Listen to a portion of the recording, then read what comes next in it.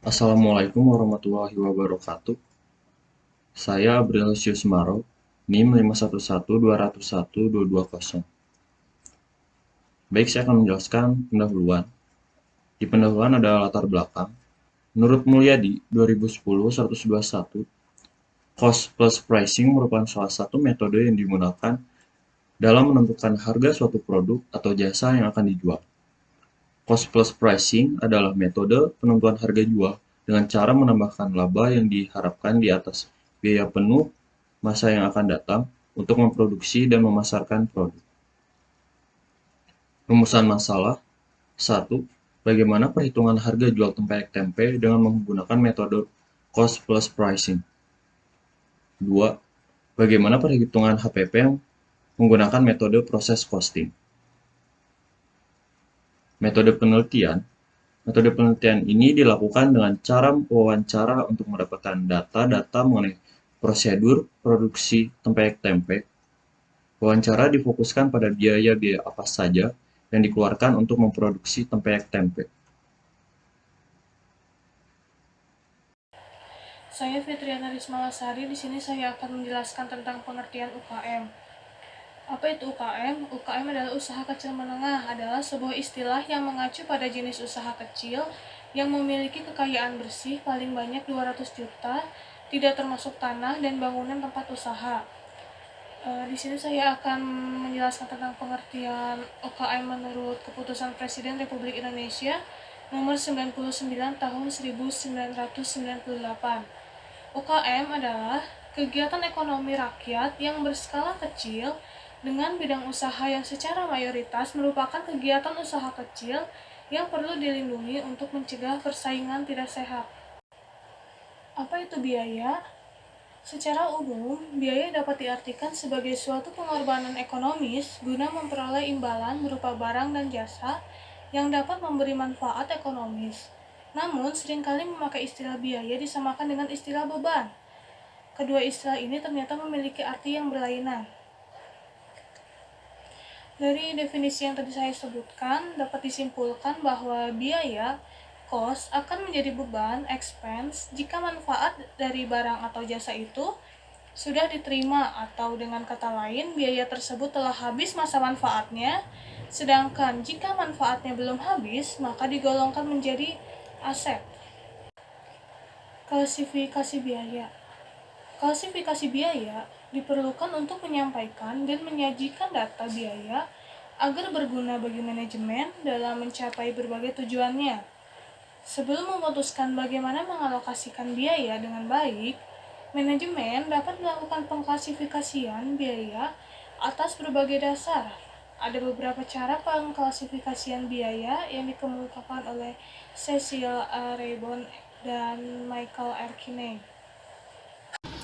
Pengklasifikasian biaya yang ke-1 itu ada berdasarkan objek biaya. Nah, itu tuh ada dua, ada biaya langsung sama biaya tidak langsung. Kalau biaya langsung itu yang secara tepat, ekonomis, mudah dilacak ke objek biaya. Contohnya itu biaya ban mobil yang digunakan untuk produksi mobil.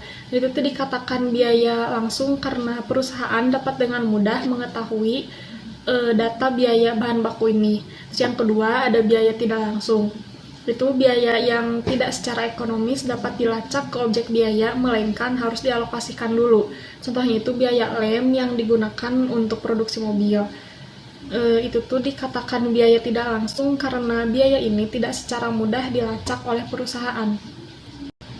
Nah, yang kedua itu berdasarkan reaksi terhadap perubahan dalam aktivitas. Yang ke-1 ada biaya variabel. Kalau biaya variabel itu biaya yang bervariasi dalam total proporsi yang berlangsung untuk perubahan dalam sebuah aktivitas. Yang kedua ada biaya tetap. Nah, biaya tetap ini tuh biaya yang selalu tetap dalam total di sebuah rentang aktivitas yang relevan. Nah, yang selanjutnya ada harga pokok produksi.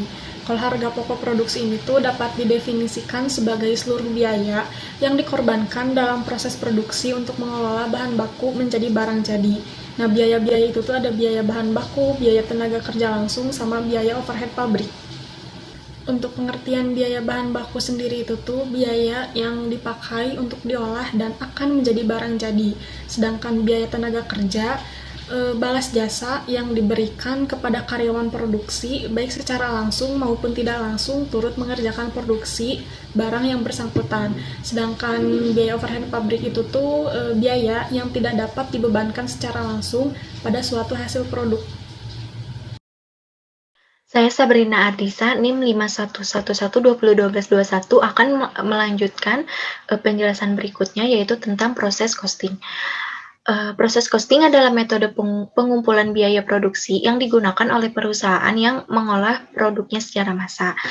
Proses costing juga atau metode harga pokok proses ini juga merupakan metode perhitungan harga pokok yang didasarkan pada pengumpulan biaya-biaya produksi dalam suatu periode tertentu. Contohnya itu seperti 1 bulan, 1 semester, dan lain-lainnya, yang dimana itu tuh dibagi dengan jumlah unit produksi periode yang bersangkutan. Lalu berikutnya ada sistem perhitungan biaya berdasarkan proses costing. Perhitungan biaya berdasarkan proses menurut Carter mengakumulasikan biaya berdasarkan proses produk atau berdasarkan departemen. Semua biaya operasi dari suatu proses selama periode waktu tertentu dan kemudian membagi biaya tersebut dengan jumlah unit produk yang telah melewati proses tersebut selama periode itu, hasilnya adalah biaya per unit. Lalu selanjutnya ada karakteristik proses costing. A. Produk yang dihasilkan merupakan produk standar. B. Produk yang dihasilkan dari bulan ke bulan adalah sama. C. Kegiatan produksi dimulai dengan diterbitkannya perintah produksi yang berisi rencana produk-produk standar untuk jangka waktu tertentu. Lalu selanjutnya ada akuntansi untuk komponen harga pokok produksi berdasarkan proses costing. Menurut Carter, dalam perhitungan biaya berdasarkan proses, biaya dibebankan ke departemen atau pusat biaya. Jika ada lebih dari satu departemen yang dibutuhkan untuk menghasilkan produk itu, biaya ditransfer dari suatu departemen ke departemen berikutnya. Perkenalkan, nama saya Popon Serayu dengan NIM 51120121216. Di sini saya akan memberitahukan identitas UKM, nama pemiliknya Ibu Nur, alamatnya dari Batu Jajar Timur, jenis makanannya yaitu makanan ringan. Tentang biaya bahan bakunya yaitu ada tepung dan tempe, kuantitas dari tepung 50, dari tempe 50, jadi total kuantitas dari tepung dan tempe sebesar 100, proporsi kuantitas dari tepung 50%, dari tempe 50%, jadi totalnya 100%. Harga dari tepung yaitu 14.000 dan dari tempe 9.500. Biaya angkut dari tepung 10.000 dan tempe 10.000, jadi total biaya angkut dari tepung dan tempe sebesar 20.000. Ada harga faktur dari tepung 700.000, dari tempe 475.000. Ada harga pokok bahan baku dari tepung 710.000 itu dapat dari biaya angkut ditambah harga faktur. Kan biaya angkutnya tadi 10.000. Harga fakturnya 700.000, jadi 700.000 ditambah 10.000, totalnya 710.000. Dan yang terakhir harga faktur tempe yaitu 485.000 dari biaya angkut ditambah harga faktur. Jadi total harga pokok bahan baku dari tempe dan tepung sebesar Rp1.195.000. Tabel kedua tentang biaya tenaga kerja langsung. Nomor 1, jumlah tenaga kerjanya 1 orang. Upah per harinya 20.000, upah per bulannya 600.000, jam kerjanya 4 jam kerja. Terus yang tabel ketiga ada biaya overhead pabrik tetap. Di BOP ada wajan, kompor, dan spatula. Harga perolehan dari wajan 100.000, dari kompor 400.000, dari spatula 20.000. Umur ekonomis dari wajan 10 tahun, dari kompor 10 tahun, dan spatula 2 tahun. Penyusutan dari wajan 10.000 itu dapat dari harga perolehan dibagi sama umur ekonomis. Harga perolehannya kan 100.000 dibagi sama 10, jadi totalnya 10.000. Dari penyusutan kompor yaitu 40.000 dan dari penyusutan spatula yaitu 10.000 dapat dari harga perolehan 20.000 dibagi sama umur ekonomis 2, jadi totalnya 10.000. Jadi total penyusutan dari wajan, kompor, dan spatula semuanya jadi Rp60.000. Di tabel keempat ada biaya overhead pabrik variabel. Di BOP ada biaya listrik dan air dan gas. Di biaya per bulan biaya listrik dan air sebesar 100.000, gas 100.000, jadi totalnya 200.000. Keterangannya variabel. Di tabel kelima ada biaya overhead pabrik. Di BOP ada biaya angkut dan biaya plastik 3. Biaya per bulannya di biaya angkut sebesar 20.000, di plastik 7.500, di jumlah biaya angkut 20.000, plastik 22.500. Itu dapat dari, kan total plastiknya 3, jadi 7.500 dikali 3, jadi totalnya 22.500. Jadi total dari biaya angkut sama plastik sebesar 42.500. Baik, di sini saya akan menjelaskan tabel 6 mengenai perhitungan menggunakan metode proses costing. Ada BBB yang dimasukkan dalam proses itu 100 kg, produk selesai ke gudang produk jadi 70 kg, dan produk dalam proses 30 kg. Taksiran penyelesaian itu meliputi BBB 100% dan BK 20%. Kemudian biaya produksi meliputi BBB sebesar 1.195.000, BTK sebesar 600.000, dan BOP sebesar 302.500 rupiah. Lanjut ke elemen biaya. Elemen biaya meliputi BBB dengan biaya produksi 1.195.000 dan ekuivalensi 70 sehingga menghasilkan harga per kilo 11.950.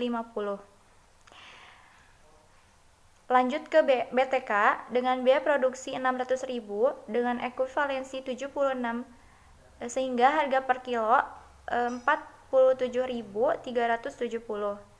Lalu ada BOP dengan biaya produksi 302.500 dengan ekuivalensi 76, sehingga menghasilkan harga per kilo 3.980. Jika ditotalkan biaya produksi itu 2.097.500 dan jika ditotalkan harga per kilo 23.825. Lanjut ke perhitungan harga pokok produksi. Ada harga pokok yang ditransfer ke GPJ yaitu 1.667.750 dari 70 dikali dengan harga per kilo. Ada harga pokok PDP yaitu BBB 30 dikali 100% dikali 11.950 sehingga menghasilkan 358.500. Lalu BTK 30 dikali 20% dikali 7.895 sehingga menghasilkan 47.370. Lalu ada BOP 30 dikali 20% dikali 3.980 sehingga menghasilkan 23.880. Jika ditotalkan seluruhannya itu ada 429.750. Lalu pembuktiannya itu total biaya yang tadi ada 2.097.500 dan total HPPJ ditambah total HPPD itu 1.667.750 ditambah 429.750 menghasilkan 2.097.500. Lalu, selanjutnya perhitungan harga pokok pesanan. Ada jumlah produk yang dihasilkannya itu 70 dan harga jual per unitnya itu 35.000. Jika ditotalkan, HPP-nya itu 70 dikali 35.000 menghasilkan 2.450. Lanjut ke perhitungan laba bersih. Ada penjualan sebesar 2.450, ada harga pokok produksi sebesar 2.097.500 dan menghasilkan laba kotor 52.500. Sehingga laba bersihnya itu 352.500. Lanjut ke perhitungan harga jual menggunakan metode cost plus pricing. Itu ada HPP dibagi dengan unit.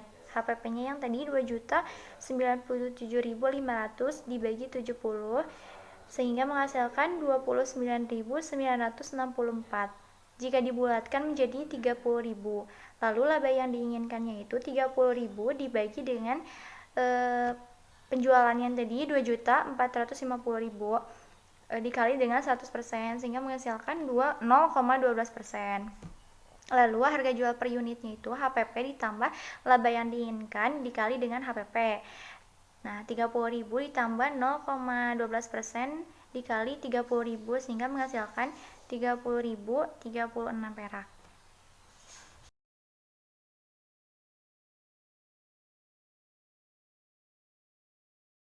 Perkenalkan, nama saya Rian Hidayat dengan NIM 511120121218. Di sini saya akan menjelaskan bagian penutup yang diantaranya ada kesimpulan dan saran.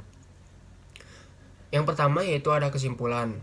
Jadi berdasarkan penelitian yang kelompok kami lakukan serta pembahasan mengenai harga pokok produksi untuk usaha kecil menengah tempe ini dengan menggunakan metode proses costing, maka dapat diambil kesimpulan sebagai berikut. Yang pertama yaitu untuk total penjualan produk yaitu sebesar 2.450.000. Yang kedua, untuk harga pokok produksi yang diantaranya ada biaya bahan baku, biaya tenaga kerja, dan biaya overhead pabrik sebesar Rp2.097.500. Dan yang ketiga yaitu harga jual per unit dari produk ini menggunakan metode cost plus pricing sebesar Rp30.000. Selanjutnya yaitu saran.